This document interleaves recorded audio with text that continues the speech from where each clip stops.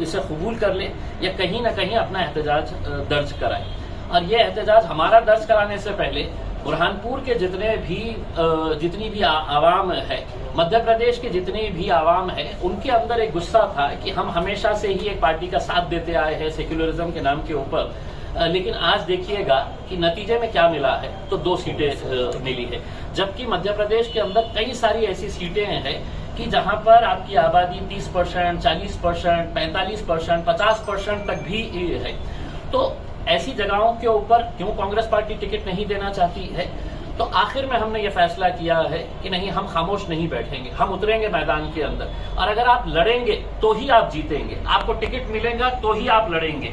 अगर आपको टिकट ही नहीं देंगी पार्टियां, ये सोचकर कि नहीं, हम कांग्रेस से ये सवाल करना चाहते हैं कि तुम टिकट इस वजह से नहीं दे रहे है, ये डर से कि नहीं ये जीतते नहीं है करके, तो तुम क्या ये गारंटी ले रही है कि 230 सीटें तुम जो लड़ा रहे हैं ये पूरे के पूरे तुम जीतने वाले हैं?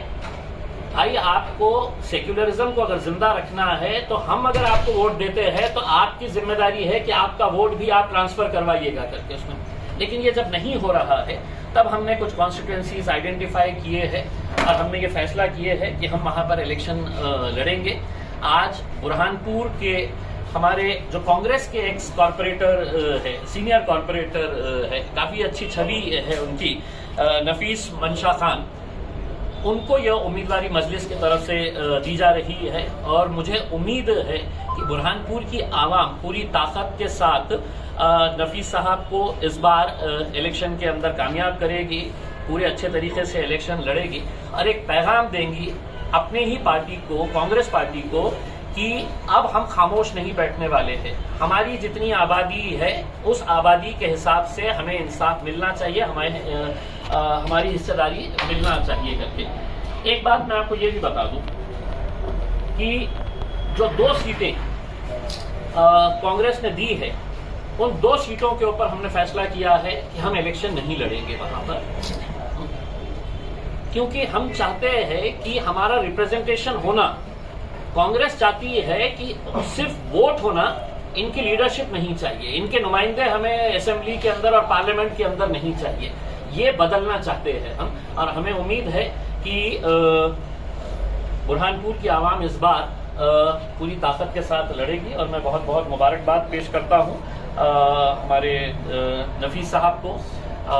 बैरिस्टर असदुद्दीन अवैसी साहब ने भी अपनी नई ख्वाहिशात दी है और उन्होंने भी ये उम्मीद जाहिर की है कि इंशाल्लाह मजलिस इत्तेहादुल मुस्लिमीन के नुमाइंदे अब मध्य प्रदेश के असेंबली के अंदर भी मजलिस का झंडा लेकर लहराएंगे, वहां पर जाएंगे।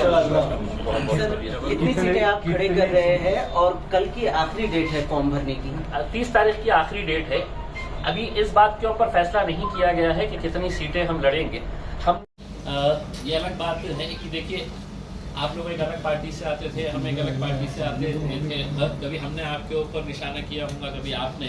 ये सब बातों को दरकिनार करते हुए अब अपनी क़यादत को वहाँ पे कैसे खड़े की जा सकती है, सिर्फ एक ऑब्जेक्टिव लेके इंशाल्लाह वहाँ पे चलिएगा। और पूरी उम्मीद है कि सब साथ में मिलकर बहुत अच्छे तरीके से काम करेंगे और इंशाल्लाह मध्य प्रदेश के अंदर हम नफीस साहब को हमारा फ्यूचर एमएलए के तौर के ऊपर हम देखेंगे। ये एबी फॉर्म जो है, ये एबी फॉर्म मैं नफीस साहब के हवाले करता हूँ।